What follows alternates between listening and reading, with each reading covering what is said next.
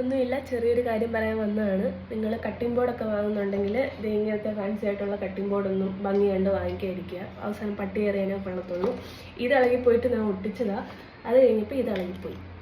അപ്പോൾ ഞാൻ വിചാരിച്ചു ഇതിനും അവസാനം ഇളകി ഓരോരോ പലകകളായി സ്കെയിലുകളാവുന്നതിന് മുമ്പ് ഞാൻ വിചാരിച്ചു വേറൊരെണ്ണം വാങ്ങിക്കാമെന്ന്. അപ്പോൾ വാങ്ങിക്കുമ്പോൾ ഇങ്ങനത്തെ സിംഗിൾ വുഡിൻ്റെ വാങ്ങിക്കുക. സിംഗിൾ വുഡിൻ്റെ കട്ടിംഗ് ബോർഡ് വാങ്ങിക്കുക. അതാകുമ്പോൾ ഇങ്ങനെയൊന്നും ഇളകി പോകത്തില്ല. വലിയ ഭംഗിയൊന്നും ഇല്ലെങ്കിലും ആവശ്യം വരുന്ന ഉപകരിക്കുന്നത് ഇതായിരിക്കും. ഓക്കെ, പിന്നെ ഒരു സാധനം കൂടി കാണിച്ചു തരാം.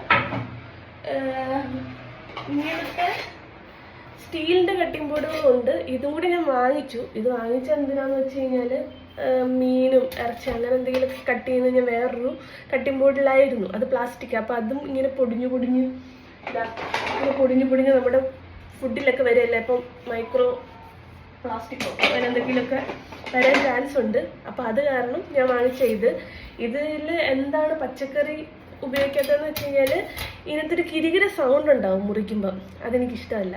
അതുകൊണ്ടാണ് തടിയുടെ തന്നെ വാങ്ങിച്ചത്. ഇത് പക്ഷെ ഞാൻ നോൺ വെജ് എന്തെങ്കിലുമൊക്കെ കട്ട് ചെയ്യുന്ന സമയത്ത് ഞാനിതിൽ ചെയ്യുള്ളൂ. അപ്പം ഇത് ക്ലീൻ ചെയ്യാൻ എളുപ്പമാണ്. അത് മണവും ഉണ്ടാവില്ല. അത് കാരണം സോപ്പൊക്കെ ഇട്ട് നല്ലതായിട്ട് കഴുകാം. അത് കാരണം നോൺ വെജ് കട്ട് ചെയ്യാൻ ഇതും വാങ്ങിച്ചു. അല്ലാതെ വെജൊക്കെ കട്ട് ചെയ്യാനായിട്ട് ഇതും വാങ്ങിച്ചു. അപ്പോൾ ഇത്രയുള്ള കാര്യം. അപ്പോൾ കട്ടിംഗ് ബോർഡ് വാങ്ങിക്കുമ്പം സിംഗിൾ വുഡ് നോക്കി വാങ്ങിക്കുക. ഓക്കെ, അപ്പോൾ ശരി, ടാറ്റ, ബൈ ബൈ.